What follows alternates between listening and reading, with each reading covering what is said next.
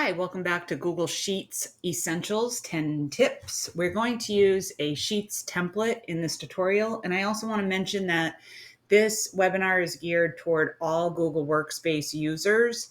At some point, everyone needs to use spreadsheets. Whether you're new or seasoned, there are going to be tips in here that are relevant and helpful, as well as updates that may be new that you didn't know were there.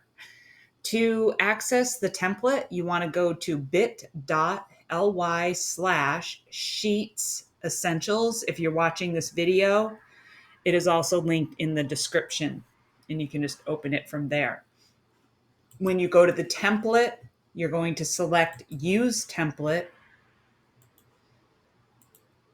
And by selecting Use Template, it will make your own copy in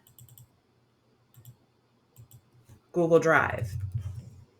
So go ahead and open the spreadsheet and get ready to get started in the next video with tip number 1, where we look at selecting all in our format options.